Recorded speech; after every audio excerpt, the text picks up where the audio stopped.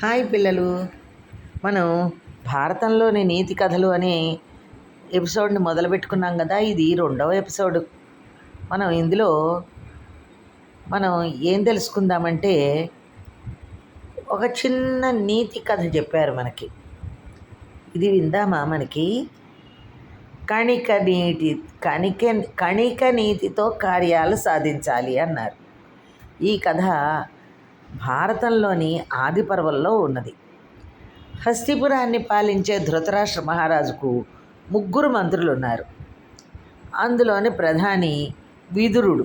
ఈ విదురుడు విద్వాంసుడు, ధర్మపరుడు, నీతి కోవిదుడు. రెండవవాడు సంజయుడు. ఈయన రాయబారి కార్యాలు నిర్వహిస్తూ నిరంతరం ధృతరాష్ట్రుని ఆంతరంగిక సలహాదారుగా ఉంటాడు. ధృతరాష్ట్రుడు అంటే తెలుసా మీకు? ధృతరాష్ట్రుడు అంటే దుర్యోధనుడు వాళ్ళ నాన్న.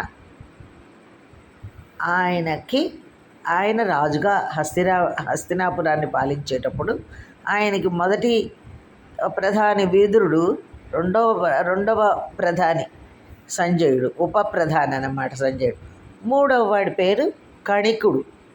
ఈ కణికుడు కూటనీతి కుశలుడు. అంటే మోసంతో, కుట్రలతో శత్రువులను ఎలా నాశనం చేయాలో చెప్పగలడు.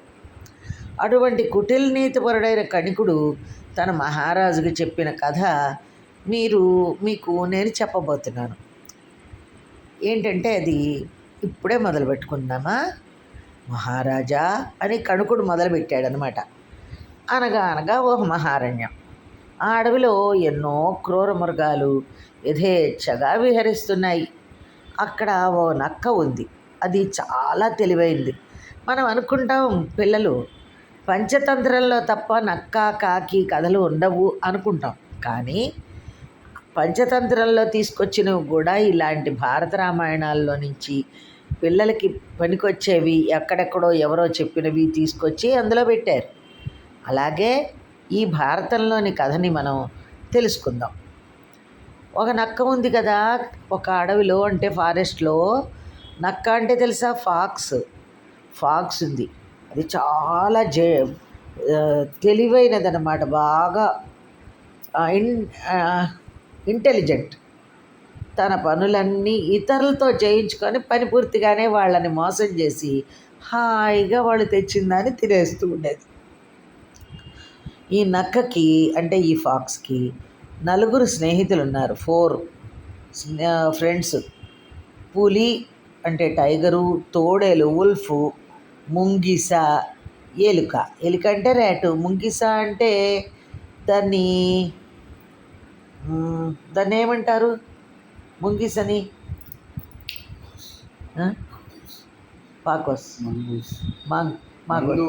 మంగూస్ అంటారు.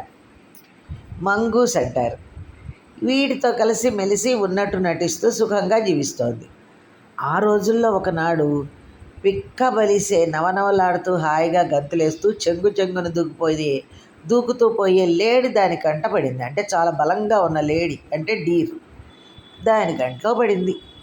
ఆ డీరు ఈ మిత్ర బృందాన్ని, ఈ ఫ్రెండ్స్లందరినీ చూసింది దూరం నుంచి. చూస్తూనే అమ్మో వీళ్ళకి దూరంగా ఉండాలి బాబోయ్, చంపేస్తారని వాటికి బహదూరంగా పారిపోయింది. దాన్ని తినాలని నక్కకి కోరిక కలిగింది. ఎంత ప్రయత్నించినా దాన్ని పట్టడం సాధ్యం కావట్లేదు. బాగా ఆలోచించింది నక్క. మిత్రులను చుట్టూ కూర్చోబెట్టుకొని, స్నేహితులారా, ఈ లేడీ ఎంత అందంగా ఉందో, దాని మాంసం అంత రుచిగా ఉంటుంది. అయితే దాంతో పెరిగెత్తే శక్తి మనకెవరికీ లేదు కనుక దాన్ని చంపడం మనకు సాధ్యం కాదు. ఇప్పుడు మనం ఒక కుట్ర పన్ని దాన్ని చంపాలి. అప్పుడు హాయిగా దాని మాంసం మనం ఆరగించవచ్చు అని 4 చప్పరిచ్చి అది ఎంత రుచిగా ఉంటుందో చూపించింది. అన్నింటికీ నోరూరింది. ఎవరెవరికి? పులి, ఉల్ఫ్, ఇవన్నీ ఉన్నాయి కదా, టైగరు, ఉల్ఫ్, మంగూసు, ఇవన్నీ ఉన్నాయి కదా, ర్యాట్ అన్నీను. అవన్నిటికీ అబ్బా మనం తింటే బాగుంటుందిరా అనిపించింది. ఆ ఉపాయం నువ్వే చెప్పాలని నేస్తా ఉన్నాయి అవి ఆత్రంగా. అది కొంతసేపు ఆలోచన చేస్తున్నట్టుగా యాక్షన్ చేసింది. ఇప్పుడు నాకు ఆలోచన వచ్చిందని జాగ్రత్తగా విని మీ అభిప్రాయం చెప్పండి, మీ సంగతి మీరందరూను ఏం చేద్దామో అని చెప్పింది. ఈ లేడీ మెలకువగా తిరుగుతుండగా మనం పట్టుకోలేం, అంటే నిద్రపోతున్నప్పుడు మాత్రమే మనం చెయ్యాలి. అందుచేత ఇది అలసిపోయి సుఖంగా నిద్రపోయే సమయం కనబెట్టాలి. అప్పుడు చప్పుడు కాకుండా పాకుతూ పోయే ఈ ఎలక బావ దాని కాళ్ళు కొరికి పారేయాలి. అదే అదునులో పులి వెళ్ళి దాని మెడ విరిచేయాలి. అంతే అంది. దాని తెలివికి అన్నీ ఆనందించాయి. ఆ డీర్ నిద్రపోయే సమయం కోసం ఎదురు చూసి చేశాయి.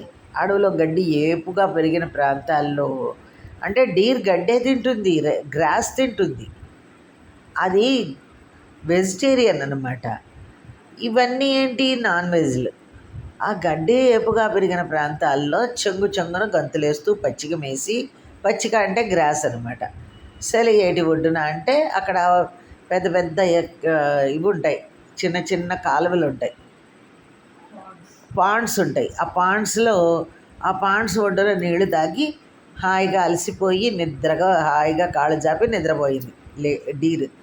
నక్క సలహా ప్రకారం అలికిడి కాకుండా ఎలక వెళ్ళి దాని కాలు కటుక్కున పెరిగింది. బాధతో అది లేవబోతుండగా పులి తన పంజాతో దాని వెన్ను మీద కొట్టి మెడ కొరికేసింది. నక్కతో పాటు దాని స్నేహితులు నలుగురు సంతోషంతో లేడి చుట్టూతో కూర్చున్నాయి. అప్పుడు ఆ నక్క, స్నేహితులారా, ఇంత రుచిగల మాంసం మనందరం హాయిగా తినాలి. ఇప్పుడు మీ శరీరాలన్నీ దుమ్ము ధూళితో ఉన్నాయి. అందుచేత ఆ కొండలోయలో సెలయేటికి పోయి స్నానం చేసి రండి, అప్పుడు తినవచ్చు అంది.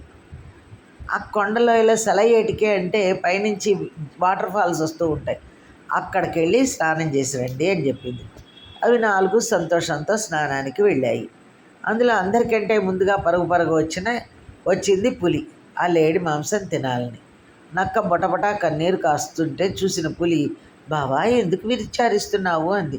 ఏం చెప్పను పులి బావా, ఆ ఎలక లేదు, అది ఏమన్నదో తెలుసా? పులి ఎంత పెద్ద జంతువు అయితే ఏం లాభం, నేను కాళ్ళు కొరిగితే కానీ అది ఏమీ చేయలేకపోయింది. నా తెలివితో చచ్చిన లేడిని తినడానికి వస్తుంది సిగ్గు లేకుండా అని వేళాకోళం చేస్తే నాకు బాధ కలిగిందంటూ నక్క కన్నీరు విడిచింది. పులికి పౌరుషం వచ్చింది. మిత్రమా, ఎలక నా కళ్ళు తెరిపించింది. ఈ రోజు మొదలు నా శక్తితో నా తిండి సంపాదించుకుంటాను, ఒకరి మీద ఆధారపడను అంటూ వెళ్ళిపోయింది. అంతలో ఎలక రాగా, విన్నావా ఎలక బావా, ఈ లేడిని పులుగు ముట్టుకున్నది గనక ఇది విషపూరితమైంది, దీన్ని నేను తినను, నా ఆకలి తీరడానికి ఎలకను తినేస్తా అంటూ ముంగిస బయలుదేరింది అనగా ఎలక చటుక్కున కన్నంలోకి పారిపోయింది. మరి కొంతసేపటికి, ముంగిస అంటే మంగూస్ అనమాట, మరి కొంతసేపటికి తోడేలు వచ్చింది, ఉల్ఫ్. విన్నావా, పులిబావుకు నీ మీద కోపం వచ్చి నిన్ను తినేస్తానంటూ బయలుదేరింది, దాని భార్యతో కలిసి నిన్ను తింటుందట అనడంతో ఉల్ఫ్ కూడా పరిగెత్తింది. అప్పుడు ముంగిస వచ్చింది, మంగూస్. చాలా ఆశగా వచ్చావు, వాళ్ళ ముగ్గురిని చంపి దూరంగా పారేశాను, నీకు బలం ఉంటే నన్ను ఓడించి ఈ లేడి మాంసం తిను, ఈ డీర్ మాంసం తిను అని అనగా అది తోక ముడిచి పారిపోయింది. హాయిగా లేడి మాంసం ఆరగించింది నక్క. విన్నారా మహారాజా, తెలివితో వంచనతో మన కార్యాలు చక్కబెట్టుకోవాలి అన్నాడు కణుకుడు. ఇదే కణికి నీతి. కాబట్టి పిల్లలు, ఎప్పుడైనా మనకి మోసగాళ్ళు దొరికినప్పుడు, మోసగాళ్ళు మనం మోసాలు చేస్తున్నారు అంటే మోసాన్ని మోసంతోనే వదిలేసి వాళ్ళని మనం గెలిచి మన పని మనం చేసుకోవాలి అని ఈ నీతిలో చెప్పారనమాట. అందుకని చక్కగా అందరూ, కానీ అందరినీ మోసం చేయకూడదు. ఈ నక్కేం చేసింది, ఫాక్సు మంచి వాళ్ళని, మంచి ఫ్రెండ్స్ని పోగొట్టుకుంది అది. కానీ అటువంటి మంచి ఫ్రెండ్స్ని ఎప్పుడు మోసం చేయకండే, అది తప్పనమాట. ఇది ఈ కణికుడు అనేవాడెవడు, వాడు మంచి పనులకు వెళ్ళేవాడు కాదు, విదురుల్లాగా మంచిగా ఉండాలి, అంతేగాని ఇలా చేయకూడదు. మనం అది కూడా తెలుసుకోవాలి. ఇటువంటి నీతి మనం తెలుసుకుని ఏం చేయాలంటే, మోసం చేసిన వాళ్ళని మాత్రం మోసంగా జయించాలి, మంచి వాళ్ళని, మన మంచి ఫ్రెండ్స్ని మాత్రం మనం ఎప్పుడూ మనతో పాటే ఉంచుకోవాలి, వాళ్ళని ఎప్పుడూ మోసం చేయకూడదు అనేది కూడా తెలుసుకోవాలి. దానివలన మన మంచి ఫ్రెండ్స్ని పోగొట్టుకుంటాం. కాబట్టి మన మంచి ఫ్రెండ్స్ని ఎప్పుడూ పోగొట్టుకోకుండా చక్కగా ఏదైనా కానీ మంచి నేర్చుకోవడానికి ప్రయత్నించండి. తర్వాత కథల్లో మనం మంచి నేర్చుకోవడానికి